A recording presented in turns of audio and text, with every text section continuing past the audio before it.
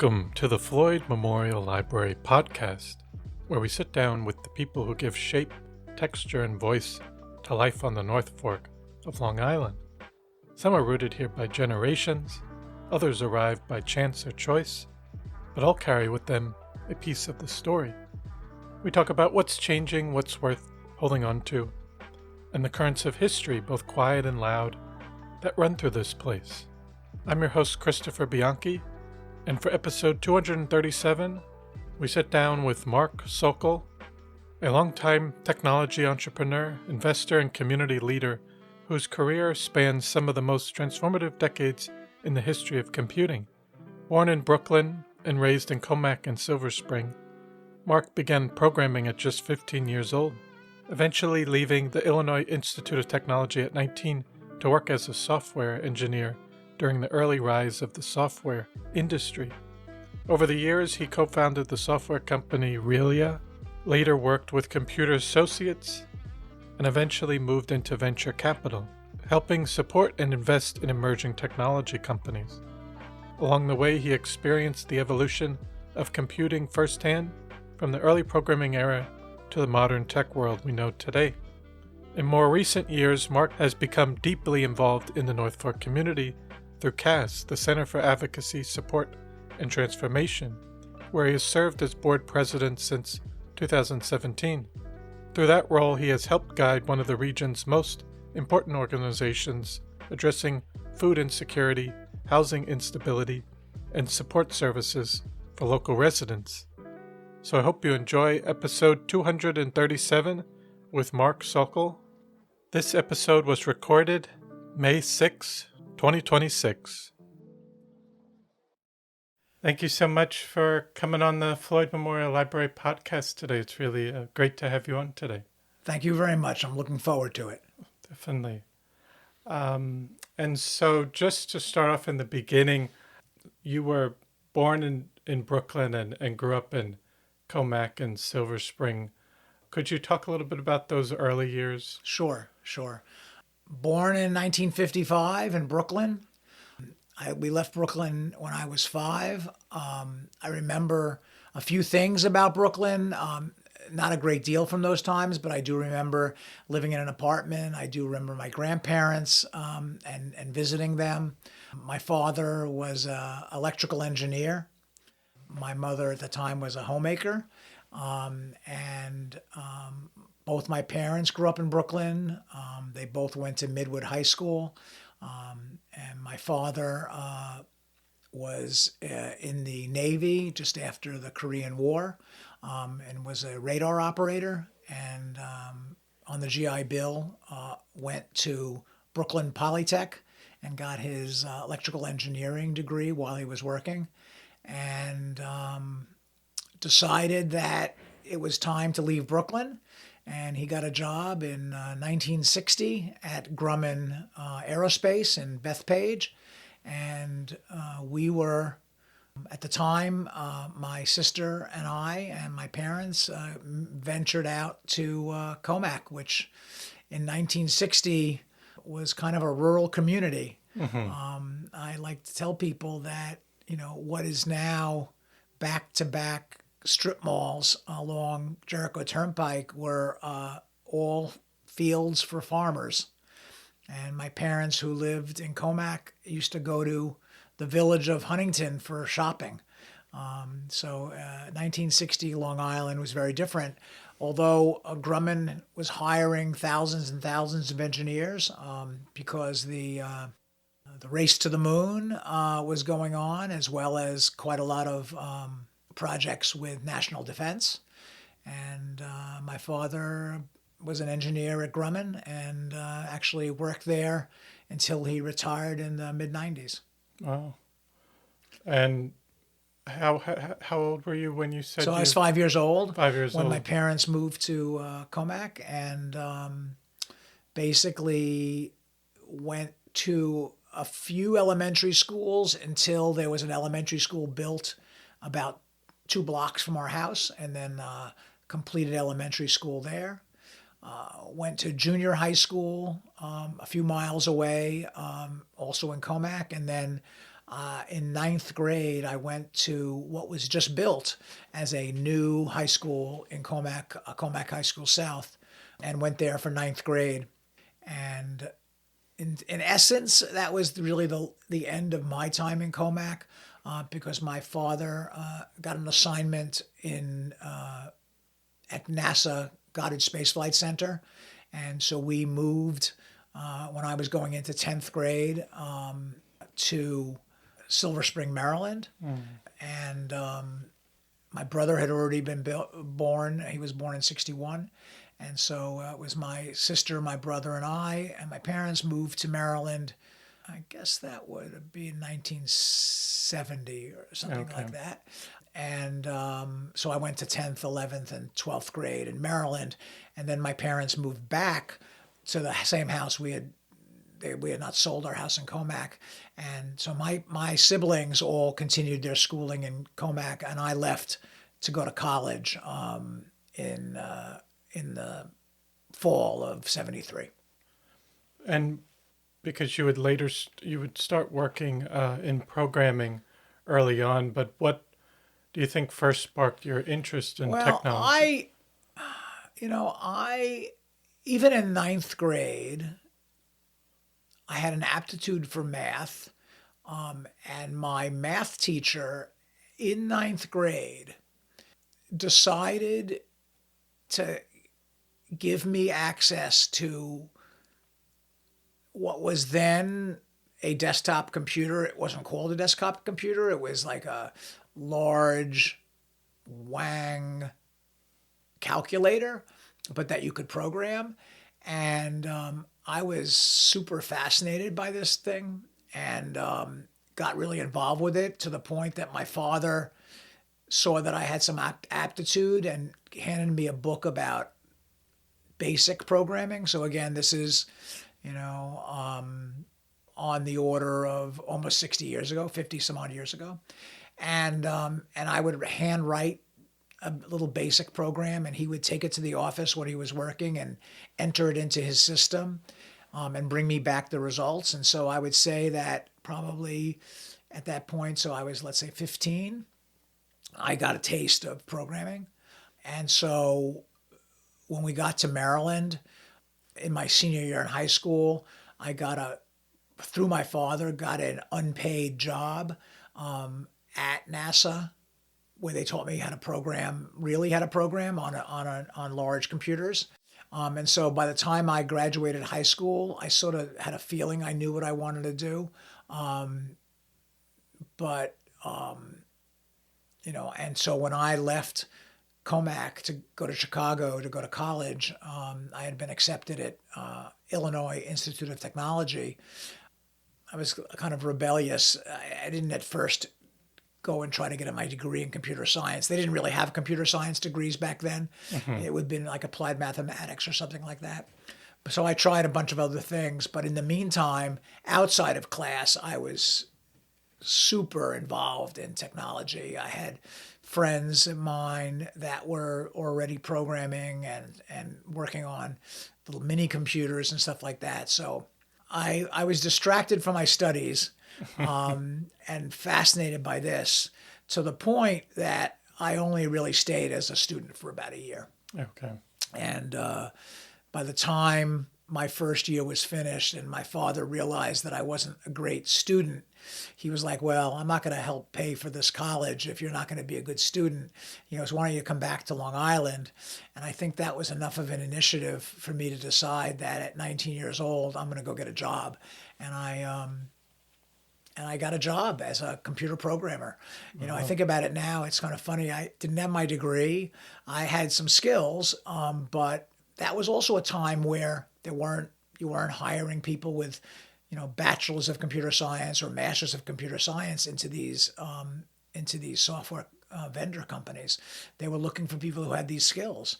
And so back then, your colleagues in these jobs would be musicians or people with biology degrees that happened to learn how to program just randomly.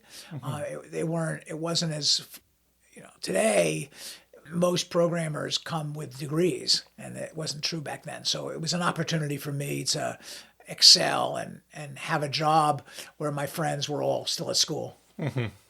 And you knew basically coming out of high school you wanted to go into that. I had an aptitude. I always tell people, if you can find something that you enjoy and makes you money, you're in a pretty good place for your life.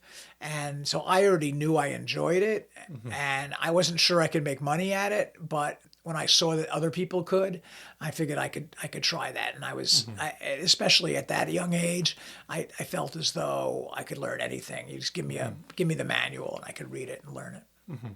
It was a job as like a software engineer? Yeah, it was an engineering job. It was an entry level junior programmer kind of job, where I had to learn a new computer language. I had never done anything in COBOL before, and this company sold software products. They sold accounting software, and so they needed junior people to start helping them enhance it and write it. And so I had a mentor there to help teach me, and basically started working. And were you stayed in Chicago? Yeah, yeah. I at that point when I first started, I was still living sort of on campus with my friends, and getting on the train and going to work during the day when they would go to class. And it took a while before they would take my money, the campus, for my dorm room, and it wasn't for a couple of years until I realized that I can get an apartment in Chicago. Although, I was under 21 and I couldn't sign a lease. And so and my parents, of course, that lived on Long Island still. So I had to convince a good friend of mine who I worked with to co-sign my lease, back in the day, for my first apartment in Chicago. And this might be jumping a bit, but in the late 1970s, you co-founded. We're not too much further. We're not too much further. So, during that first job, I met a colleague who became sort of my technology mentor, and who was a super older than me, probably 10 years older than me, super strong programmer. And he and I started working as a team together and did some consulting work. And then we had the opportunity to start a company together. And we started out just doing programming for hire, and then eventually came up with a product that we wanted to build. And so we started building that product probably around 1979, 1980.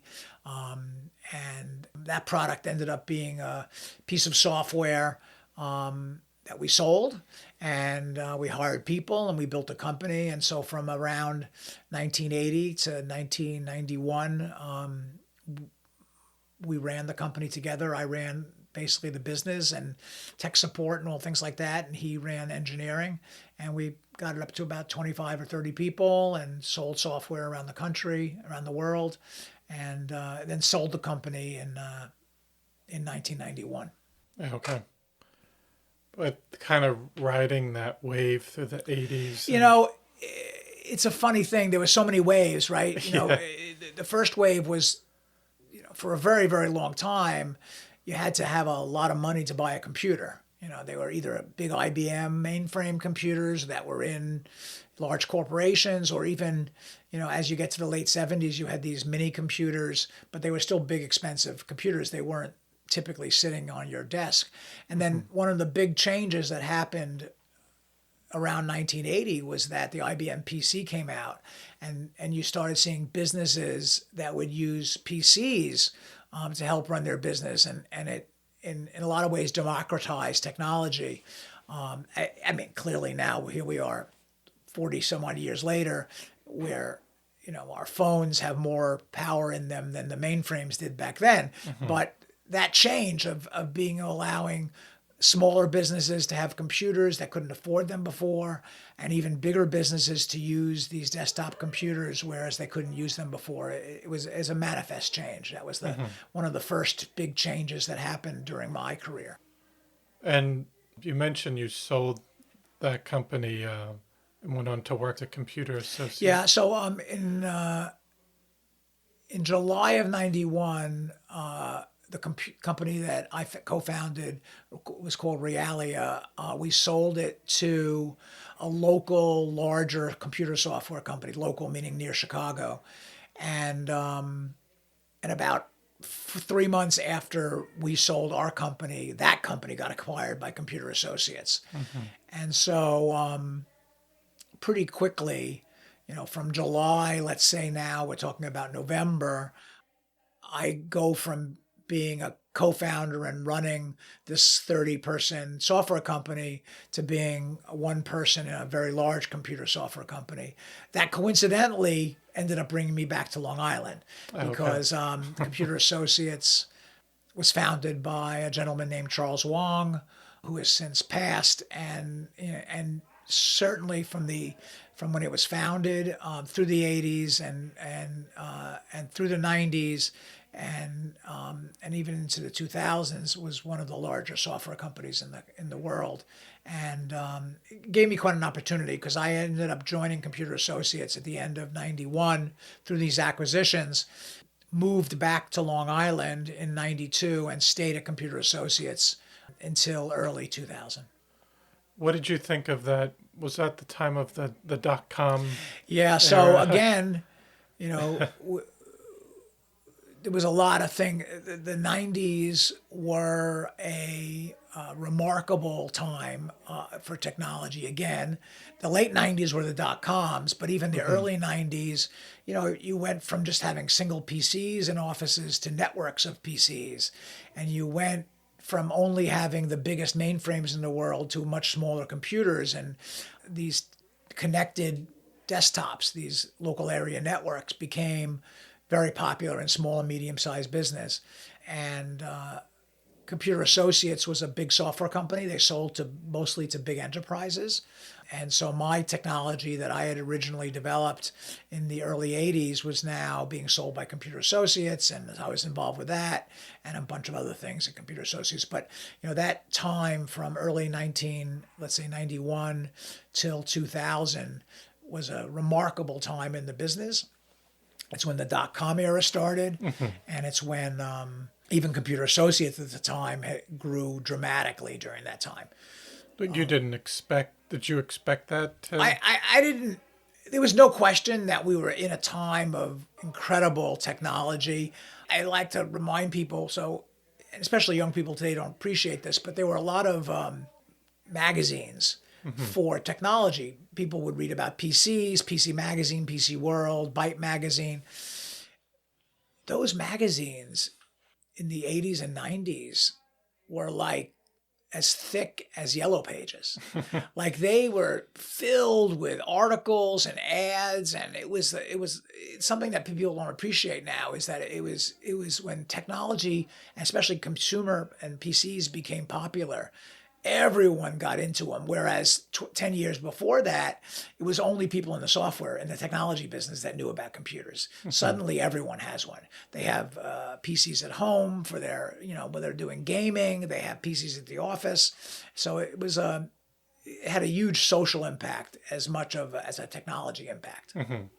And this is all before phones, yes. Right? This is all before any of this. I had email. I had Blackberries and pagers, and we had email, but nothing at all like what we see today. And then later, you had a transition into venture capital. Yeah. So when I left Computer Associates in early 2000. I knew I enjoyed technology. I didn't really know what I wanted to do next. And I had the opportunity through my relationship with Computer Associates to become a venture capitalist. There was a fund in Chicago that had grown and had a really successful first fund, and they were raising money for their second fund, and they wanted a general partner that had technology experience. And the founder of that fund was a close relationship with Charles Wong from Computer Associates, and so I had met him before, and so he made me an offer to come back to Chicago and become a general partner in a venture fund. I had met my wife at Computer Associates in '95, And in 98, we got married. And so when I moved back to Chicago in 2000, I moved there with my new wife. And so I think by August or so, we were in Chicago, and I was working full time as a venture capitalist. Okay. And so this now was the peak of .com was 2000, so it was a very crazy time. Like we had money to invest in startups, but in the first year of that, there was this giant crash. Yes. And so we had already invested some money in companies whose market changed dramatically, because the market collapsed. And then we still had money to invest in the bottom of the market, which, I mean, in general, that time from 2000 to 2010, which was when I worked for that fund in Chicago, we went through almost like two crashes. So we had the initial .com crash, and then things came back until 2008 when we had the financial crisis, and then there was another crash. But it was still a really interesting time to be an investor, and I spent a lot of time investing in companies in Silicon Valley. And so I met a lot of people who became long-term friends and colleagues from those investments as well. Yes.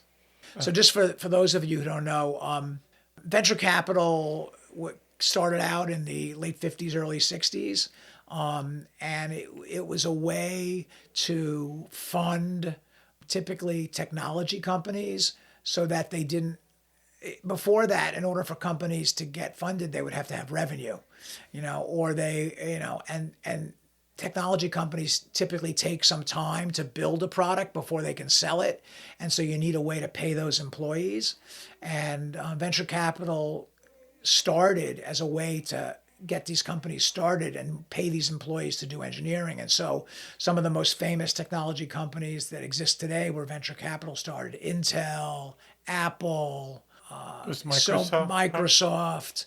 I mean, certainly Google and all the all the company, all the hyperscalers now, Amazon, they all had venture capital background. And so what venture capital is a set of investors that seek out companies that need this capital, and they make commitments to put capital in exchange for equity in the company. And typically, venture capitalists don't get paid until that company is either acquired or it goes public. And so they're long-term, what they call illiquid investments. Unlike buying a stock, like if I buy a stock today and it goes to 15, if it goes from 10 to 15 tomorrow, I can choose to sell that stock and take my $5 of gain. In venture capital, those buying and selling points are few and far between. So you tend to be investing for a long term. Anyway, that was my exposure to it back in 2000 when I became a full-time venture capitalist. Okay. And what was that kind of, did your perspective change when you were kind of... Yeah, I went from being an entrepreneur and an engineer and a business person at Computer Associates now to really looking at startup companies. And a lot of that has to do with evaluating the people in those companies and would you trust them to be successful with your money. A lot of it has to do with the markets that they're in. Is this a good market to build a company? And finally, depending on what stage you're investing, evaluating the existing technology. Have they built something that's really valuable?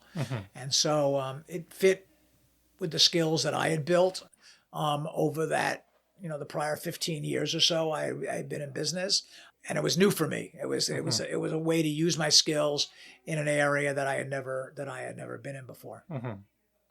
I'm curious, just looking at the technology area today, obviously it's changed. And if you look at the stock market today with a lot of the software SaaS stocks, it looks like there was a decline. And then with AI coming up, there's kind of that discussion AI, AI is further democratizing technology. Like if you think about it, we went from computers being in these giant data centers and only accessible by a very small handful of people to computers going on your desk, and that allowed everyone to have a computer at home, to computers being on your phone and being able to do everything on your phone, and but the art of building software, right, and the way that you interact with computers up until a few years ago, in a lot of ways, was very archaic, right?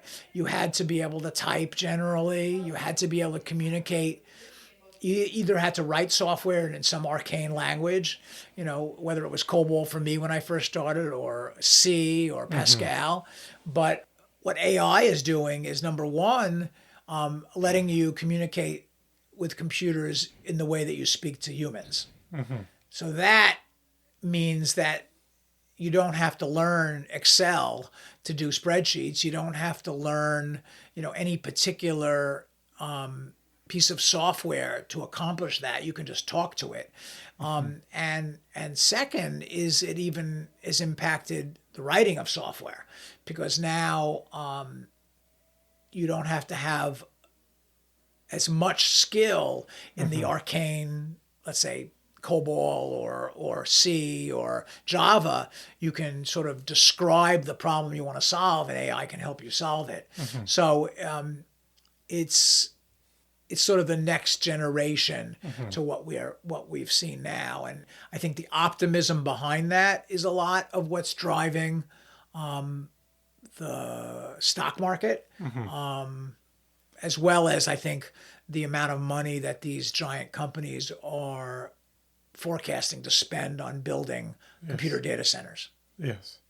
And I think some of this, like, software companies are adapting, like Intel. I don't think I have my concerns about AI, but having seen several generations of technology that initially the claim was it was going to be negative for society, generally be pretty positive for society. There's no question that we have reason to have concerns, but I'm not a Luddite. No, I think there's a way where we have to keep utilizing it to our advantage, but not letting it consume us in a way where we lose control. Look at all the pieces of technology that, on one hand, have benefited society in a great deal, let's say with bioinformatics or any of the healthcare, or the way that computers are used in education. And there's all sorts of positives, but there's also lots of negatives. The downside of social media for kids, there's lots of negatives, and unfortunately it can't be suppressed. Like, even if we chose as a country to not do AI, it's already out of the bag. We have China's doing it. Many other countries are doing it. We have to figure out how to adapt, and probably use AI to help us protect the downside. But we certainly can't. It's not something that we could easily stop. And then today, are you still not like a venture capitalist, but still? Well, I have as of today, I have a few companies that I'm involved with. One that I'm a personal investor in, and I'm sort of a co-founder in, and a few that I sit on the board, where the investments were made by funds that I was involved with, and I'm still sitting on those boards. But I would say probably maybe 10 to 20% of my time is taken up with those kind of roles. But I love technology, and so I'm trying to learn a lot about AI, and I use it in my daily life for things.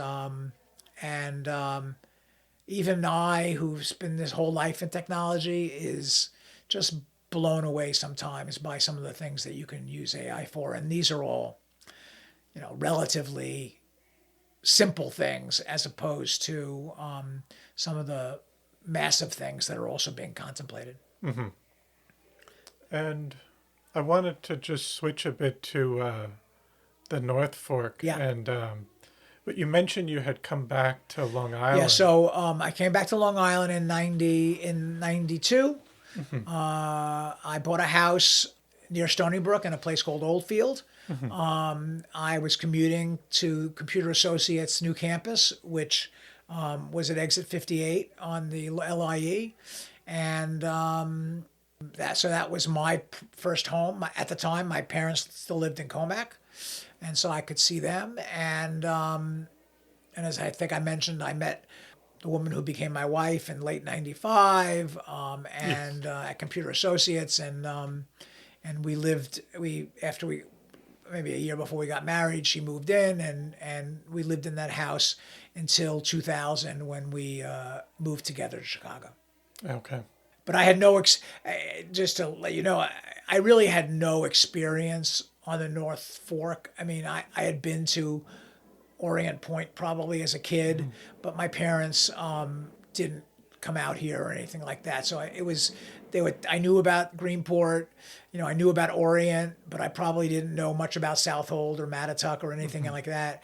Go to the South Fork. Well, we would either go to the beach on the Sound near us in Commack, let's say Northport or Sunken Meadow, or I remember as a kid, my mother was a good swimmer, and we would go to Robert Moses and do our clamming there and swimming there, but we didn't come out east. My parents came out east a little bit after I had left, but I don't remember that as a kid. But what were your initial thoughts of the North Fork when you first? So, just to give you how we got out here is we were living in Chicago, and my wife's parents, who were and still are Brooklynites. She was born and raised in Brooklyn and spent a lot of her time in Park Slope, where they own a house. They were looking for a place to escape New York in the summer, and Dee's mom was a city planner, and so she was super into Preservation magazine, and they saw an article, I think, about Southold and how old the houses were, and they were fascinated. And they came out in the late '90s and started renting, and we visited them a few times, and they bought around 2000 in Southold. And so we would come from Chicago in the summer and visit them for a couple of weeks. And, we just thought it would be a nice place to visit. And we ended up buying our house in Southold in 2005. Okay. And that's how, we would come for the whole summer, and then go back to Chicago after Labor Day. And that's how I got involved in the North Fork and started enjoying our time here. And you kind of made it that you wanted to keep returning. Yeah, we bought that house. We came every summer. When in 2011, when I decided that I wasn't going to be at that fund anymore, we moved into that house. We sold our house in Chicago and moved into the house in Southold and lived here year round for a couple of years. That's when we sort of two things happened, and I'll go into 2013 is an important year because that's when I ended up becoming involved with CAST, but that's also around when we decided to spend our winters in Florida and sort of make it sort of Southold, or at least the North Fork in Florida, as where we would spend our time. And that's sort of how we got here. And then in 14 we moved into our house in Florida in the winter, and it's also around when we bought a house in Mattituck and moved from Southold. And now, how did you first get involved? Yeah, with CAST? My story with CAST is a really good story, and I've told it now. So in 2013, I think it was in June of 13, I was driving on the main road right by Cutchogue Elementary, and clearly I thought school was out. School was not out, and so I was driving the speed as if school was out, and I got a speeding ticket in front of not for very much, but a few 5 miles or so above the limit. Okay. And so I said, "Oh, I can't believe I got a speeding ticket. I don't want it to go. I don't want to have points." So I talked to my local attorney, and she goes, "Well, this is what they're going to do. They're going to want to have you come a couple of times. They're going to charge you each time you have an appearance, and then they're going to want you to do some community service." She goes, "So let's speed things up a little bit. Why don't you go find where you want to do community service?" So I said, "All right." So I started looking at various options on the North Fork. And I came upon Cast. I didn't really know about it. At the time, Cast was on the in Greenport on the south side of Front Street, Okay. where the VSOP art gallery is now. And I walk in, and the executive director at the time, I see her. I said, "Look, I have to do community service. I'd love to, learn a little bit about Cass and see what I can do." She said, "Great, no problem. Have a seat." And I started stuffing envelopes. I was sitting. It was a very small location, and I was sitting like at the front of a desk, and I was putting postage on and stuffing envelopes and putting labels on, and I was doing it for several days. And I would come in the morning and sit there and do it. And it was a very small location, so I could hear everything that was going on. And there's a bunch of things hit me at once. Number one, I was just blown away by how nice the people at Cast were for people who were coming in. And these were people of all ages, of all races. They were being treated with dignity.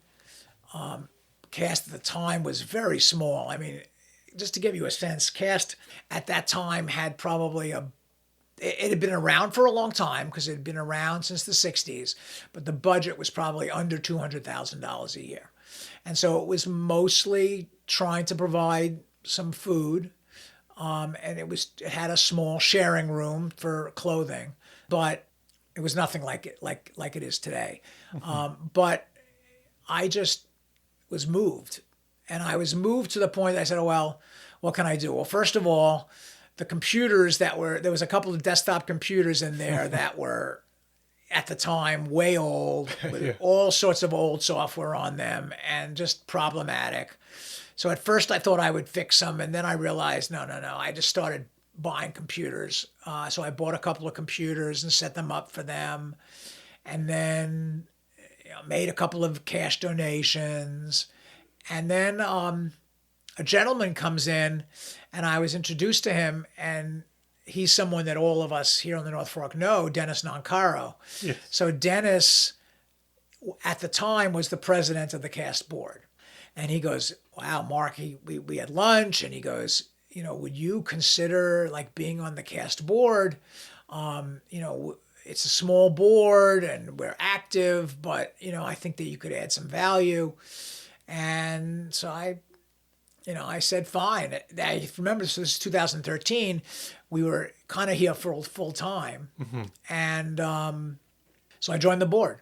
And the board then was, of course, all very local people, mostly a lot of retired public servants of various forms, people who used to work maybe for like Dennis at the time. I can't remember whether he worked at Southold or he worked for Suffolk County, but he worked for the government, and a lot of retired teachers. And it's interesting because I remember the board meetings lasted forever. And you have to remember at 2013 I was almost like a professional board member because in venture capital, that's what you do is you go to board meetings and so I had a very different viewpoint on sort of how to run an organization. I'd never run a nonprofit. I'd never been on the board of a nonprofit, but or at least not for very long. But so I knew that we wanted Cast to do better, but I didn't know how to do that. And we grew the organization. I mean, we had a couple of changes of executive director. and cast grew, and we ended up having to move across the street to another location because I think either the building was being sold or we just needed more space. And so we moved sort of across the street from that location for quite some time. And I was a board member. I was sitting on the board. And then and at the time, we didn't really have an executive director. We had one of our board members, Linda Ruland, was acting as executive director. And then at the time, another board member was acting as executive director, Helen Finnegan. And when we decided that we really needed to hire a full-time executive director. And so I, along with Helen and at least one other person, became the search committee. And we put out an ad for a new executive director in Suffolk Times. And by the time this happened, I was already spending some of the winter in Florida. So basically what we decided to do was to have the other two people on the search committee do the first filter interviews. And then when they saw someone they liked, I would do the final interview. Okay. And so we started looking through resumes, and it was very challenging. First of all, we're now talking about probably 2016. We didn't have very much of a budget. It was maybe, let's say, up to $300,000. We couldn't really afford very much salary. And so it was just really tough going. And then a resume comes in that it was sort of like the fantasy executive director. This woman who grew up on Long Island, who lived in Maryland, who had a law degree, who had this background as an advocate, a legal advocate, and in a larger nonprofit, was thinking about moving back to Long Island, saw the ad, and was interested. I mean, but just her current salary was like almost double what our limit was.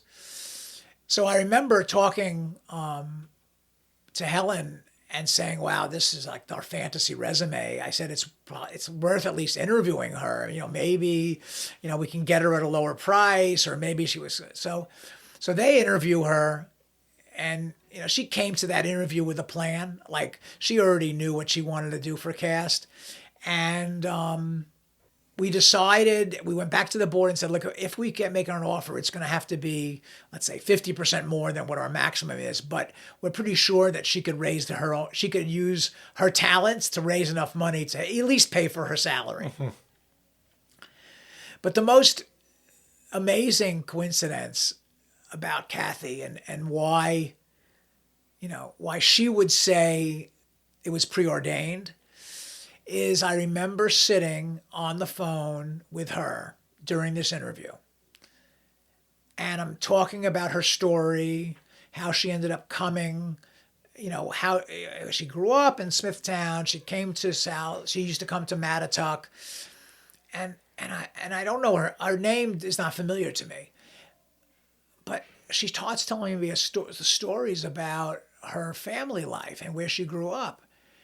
And I remember putting her on hold for a second and asking my wife a few questions. And I realized that she was a sister of a very old close friend of my wife's. And that my wife and Kathy had met at her sister's wedding in like 1990, like before I even knew my wife. So that coincidence was just unbelievable. And fast forward, we come to an agreement with Kathy. She moves. She gets hired as the executive director, and she asks if I would become the board president when she's executive director. So that by 17, I was the board president. And Kathy started, I think, in June of 17. And that's sort of how I got the cast and how I became the board president in 17, which I still am today. That was kind of from 2013 to 2017, you made that a jump. Yeah, so I was full-time here. I went from being on the board to being the board president. And, in a lot of ways, hiring Kathy was like having a tiger by the tail.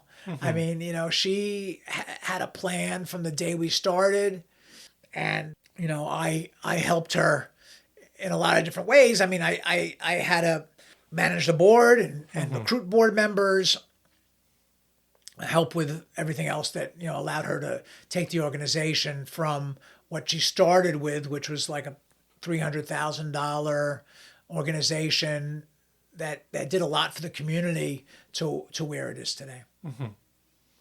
And can you talk about, since becoming board president, you mentioned there was some changes over that time and the role in the community evolving and Well, I mean, moving from Greenport to Southold. oh yeah. So it was very clear, especially around COVID, that the location that we had was just not big enough for us. I mean, during COVID, we had to do everything out. The place was so small, we couldn't have anyone inside. So we got tents donated, we got pods donated, and we were able to service our clients all through COVID outside of CAST.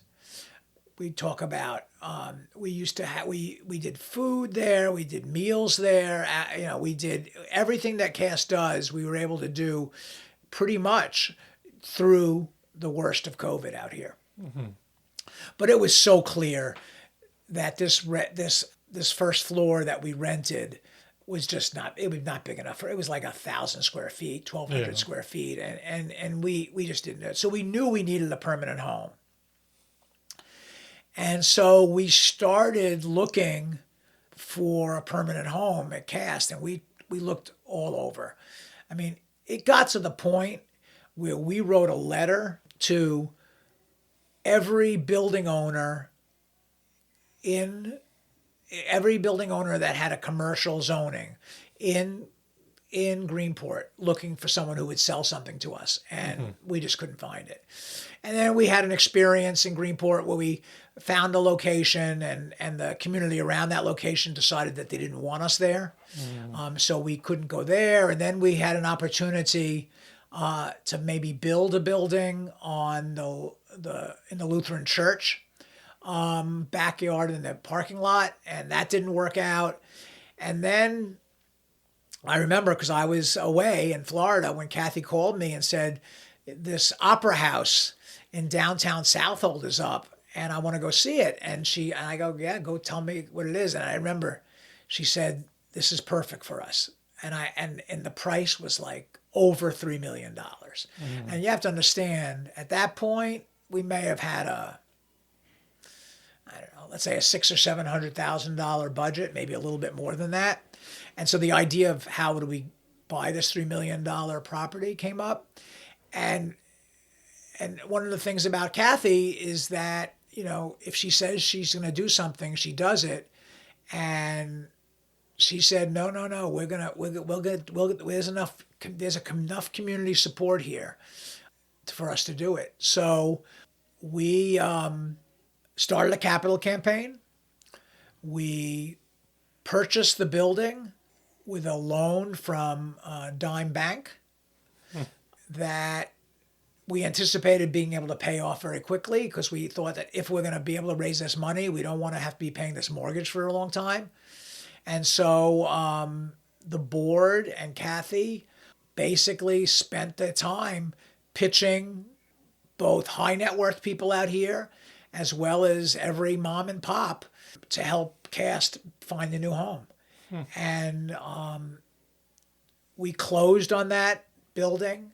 We moved in and we started paying down that mortgage. And we paid that mortgage off in a year.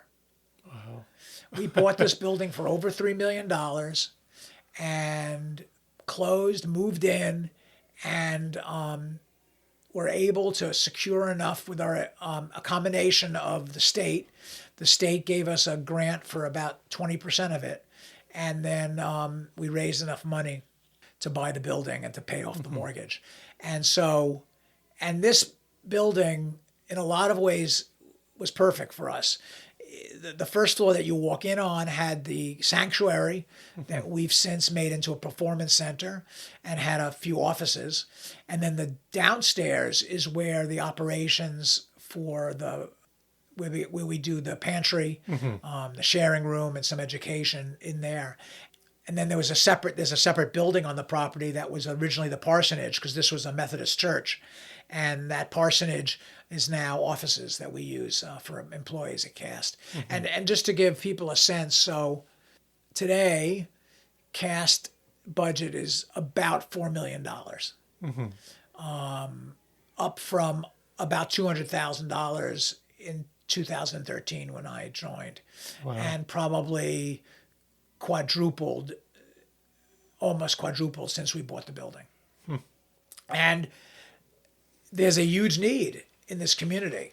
You know, the need that I saw in 2013 when I was stuffing envelopes exists even more so today. And, you know, whether it's our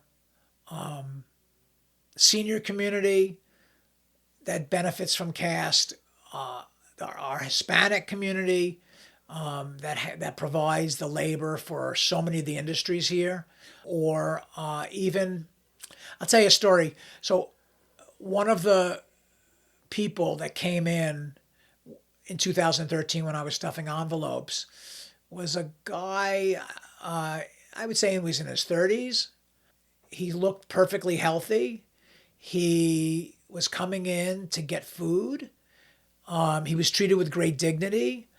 He was a local, someone who grew up here. And he was in construction.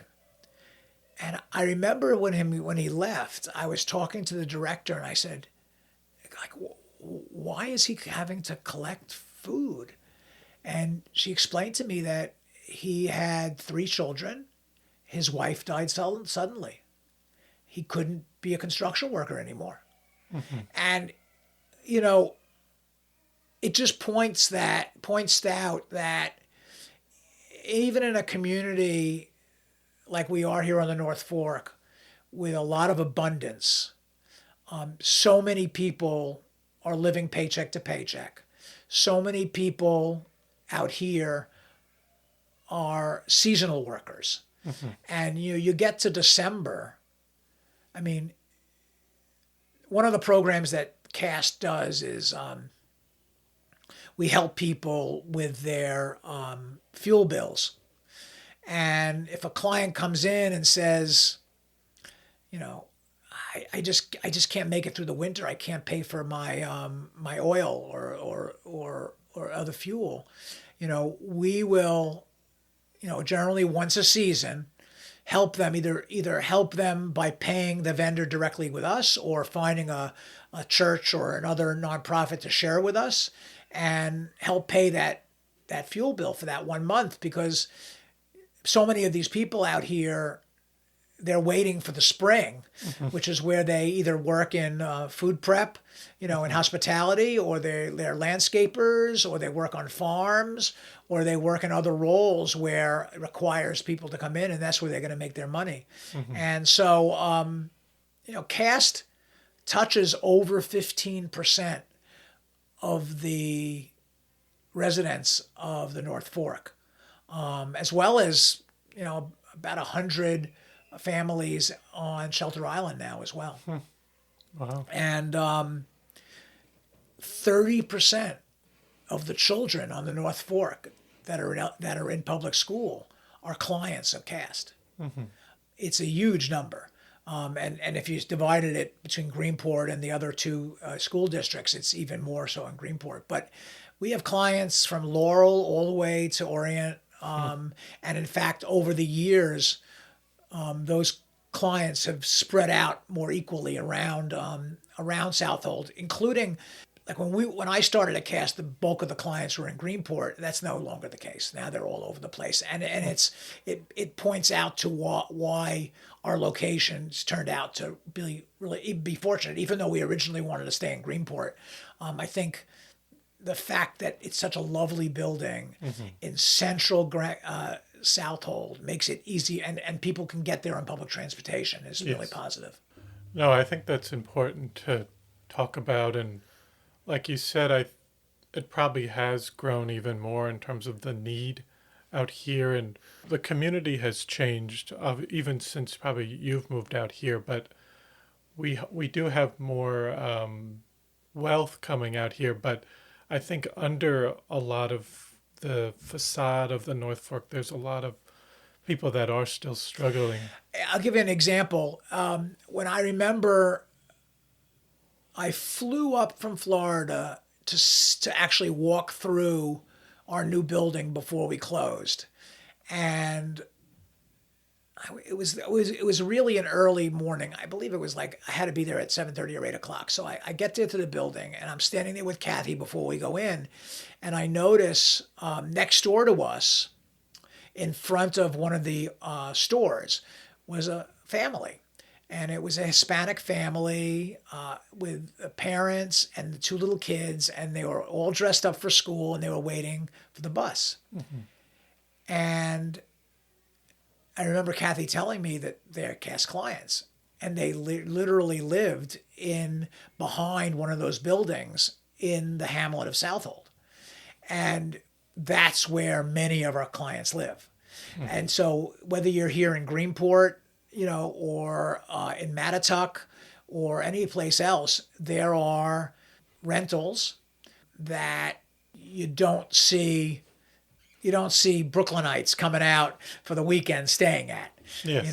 and so those people who provide all these necessary services out here, and for which this North Fork couldn't exist, generally live in places that most visitors don't really recognize. They don't even see. Yes. And I was curious, just with becoming a board member, then becoming board president of CAST, just your background in technology and venture capital. Yeah, I mean, I will tell you, I felt as though, number one, I had to recruit a board that could help fundraise, that had a that was empathetic towards the mission of CAST, but that could operate efficiently. That we didn't have 4 or 5 hour board meetings discussing the color of the logo, right? And that we could really focus on, here's an update, all the information that you need as a board member, your fiduciary information, financials, and here are some, let's say, strategic issues that we need to discuss as a board to give our executive director approvals or something like that. And so Kathy and I, at the time, focused on generally finding people who are donors, either donors in kind or donors in cash, and approach them to see if they would be interested. We knew we need someone with financial background. We wanted someone with these other backgrounds. And over time, we've assembled an excellent board, and we've had good people leave and good people come, and we've changed it now. But the board now, which is I think 10 or 11 people, is excellent. They're all community members one way or the other. They're all, I like to say that their first job is to be an ambassador for CAST. And, they too could sit down and give the elevator pitch for CAST and why it's so important in the community. But also, in these board meetings, no one talks for the sake of talking. They're getting information. They're asking our executive director questions, and they're sitting on committees. If you talk about the two big events we have per year, the Festival of Trees in the winter and the Blast for CAST in the summer, we have board members actively working on those committees or running those committees, and these events are fun for the people to come to, but they're a huge amount of effort. I mean, there's so much coordination and selling sponsorships and tickets, and CAST employees can't do it all. The CAST employees are doing the day-to-day. They're managing, so if you think about it, so many of our CAST employees are either in the food security program with the pantry, or in education, or in the sharing room, or operations of the organization, these giant events couldn't be done they couldn't do them. So we recruit volunteers, and CAST has, I believe, 250 active volunteers that are on a system that they work every week. They work, let's say, at the pantry, or they work in their teachers. And so it's, the board gets involved with all of those things as well as trying to recruit new board members. We're always looking for board members that have both love of the mission and skills and are willing to participate. We have 6 board meetings a year, but generally they're active in other ways as well. And now looking ahead, what is your, I guess it could be vision, but just your thoughts for CAS further down the line? What would you hope to see? Well, let me just back up for a second. Sure. So we had a change in executive directors, and the woman that Kathy recruited to run education, probably at this point, maybe 5 years ago, took over for Kathy as executive director, and that's Erica Steindl. She's a local. She's run a few businesses out here and was an educator as well and a teacher. And she started really enhancing the education program at CAST. And then when Kathy ended up leaving, she recommended Erica. And Erica came in as an interim executive director. And we decided pretty quickly that she would be fantastic, and she's just finishing her first year as the full-time executive director. And in a lot of ways, the last year has been spent sort of optimizing operations. And I don't make it to sound, so I mean, like, doing everything that we do at CAST using technology now. So improving our IT, improving the applications that we use for the food pantry, just improving the infrastructure. We have over 100-year-old building. There was a lot of work to be done to do all that stuff in the building. And so in a lot of ways, CAST financially is doing very, very well. We have almost over $2 million in reserves. And since this is our 4th year that we've had to be audited, because once a charity gets above $1 million of assets, there's an annual audit. And so I can just tell by the first audit for any company is always a challenge. And then they get easier and easier because the company's operations get better and better. And we're in the midst of an audit right now. And I think we'll do really well and not have to fix a lot of things. Yeah. But she's really focused on that. She's focused on a few things: enhancements to the various programs, enhancements to the education programs. So, no like huge new programs, but it's always a challenge. I mean, we're here, food costs are so high right now. Yes. For anyone who goes to the supermarket, and that affects us dramatically.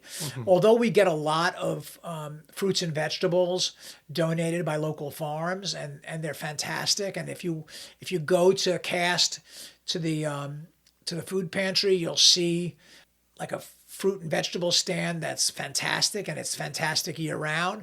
But we also get donations of food from our donors. But we end up buying a lot of food. Yeah. And I think we spend over $1 million a year on food that we buy and we give out, plus the food that we get donated. And that's always has a huge effect of our budget. We offer food distribution twice a week. We also do mobile food distribution for people that can't make it to CAST. We have a van, and we may do food distribution in the North Fork and in Shelter with that. And we do sometimes we do some pop-ups depending on some locations. We do some pop-ups in Greenport occasionally for people who can't make it there. We use the van for that. And we actually, we just got a grant. We've got a donor to help us pay for a food truck. Actually, it's a food trailer.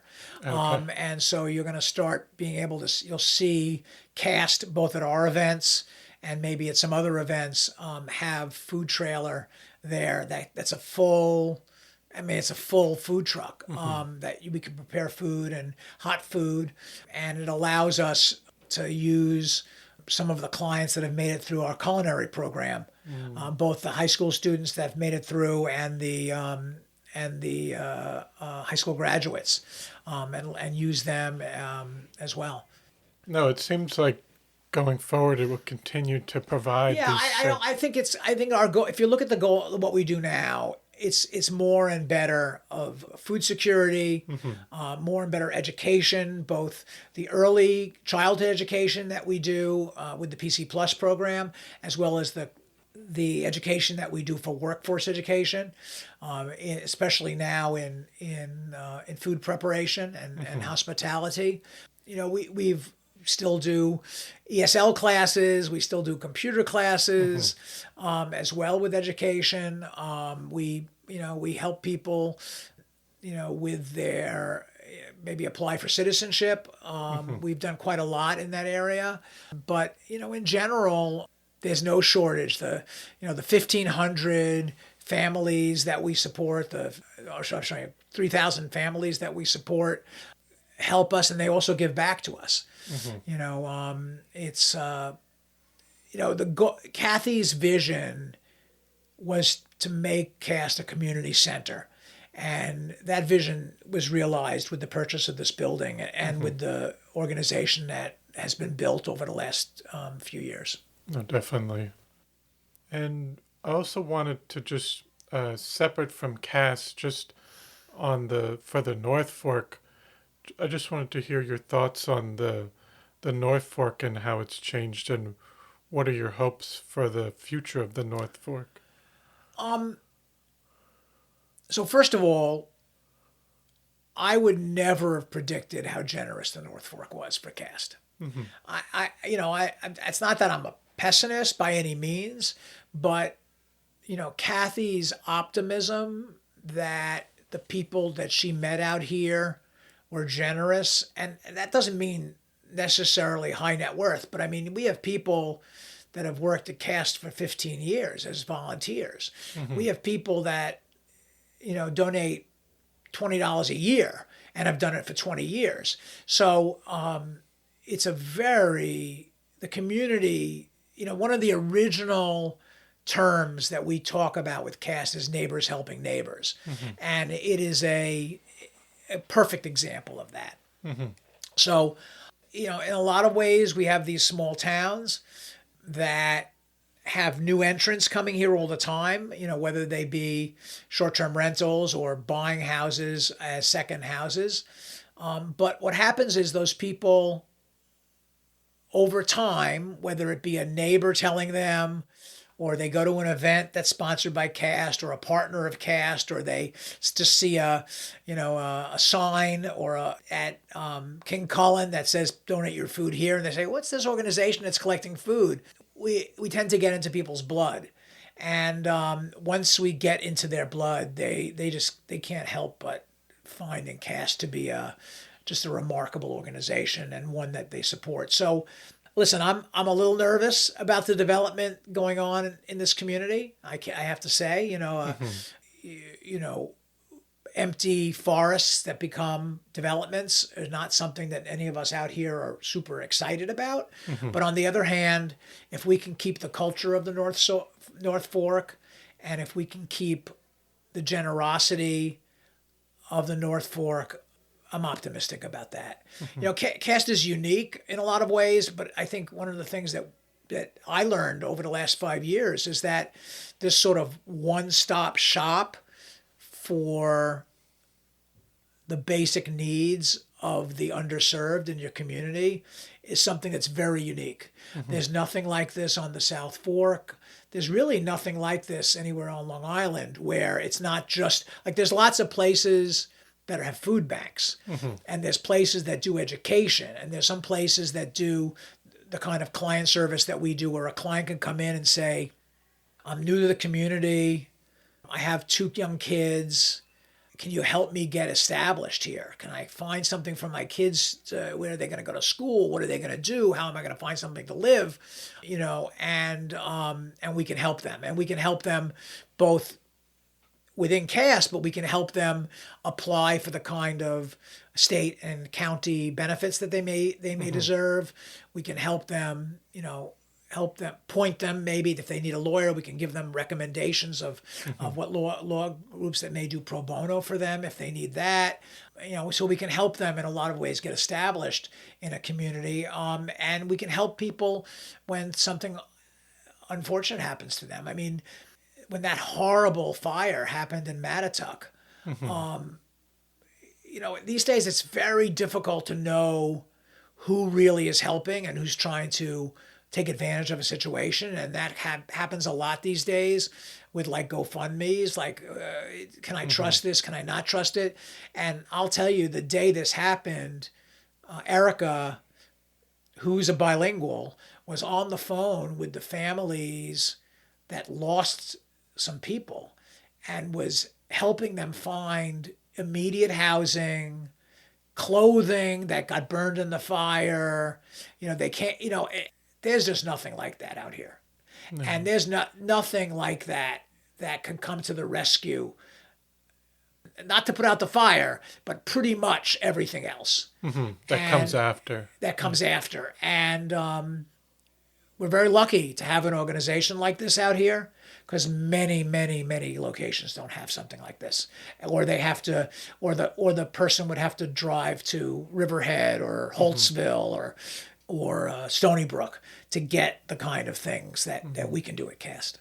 No, definitely. I'm just thinking if there's anything else. I feel like we covered quite a bit. I think I would just say that I think that the board is something that I'm always focused on, because I know that board members generally don't spend more than 3 or 4 years on a board. And so we're always looking for new people to come in. Although I love what I'm doing at CAST as the board president, it does take probably 10 to 20% of my time, sometimes more, depending on what it is. And it's been, it's probably at this point now, it's like almost 10 years as the board president. But I now have a board that takes a lot of the day-to-day from me, so I don't feel like I'm doing it all by any means. I have a strong, great board and a great executive committee that works closely with me, and that's like Bridget Elkin, who you may know, Pete Trieber is on the executive committee, and Steve Hannon, who's the treasurer, is also on that committee. And so between them and the board members that I work with every day, I feel as though we have a good team. And of course the team at CAST, it's fantastic as well. Yes. No, but I want to thank you so much for taking the time to come on today and share your story, as well as your continued involvement in the community and keeping this wonderful organization going. Well, thank you very much. Really appreciate that you've dedicated time to build this podcast, and it gives me something that I can send people outside of the North Fork to give people appreciation of the people here and why it's such a special place. Definitely. Thank you. You're welcome. Well, I hope you enjoyed episode 237 with Marc Sokol. I want to thank you for listening to the Floyd Memorial Library Podcast, and we'll see you next time.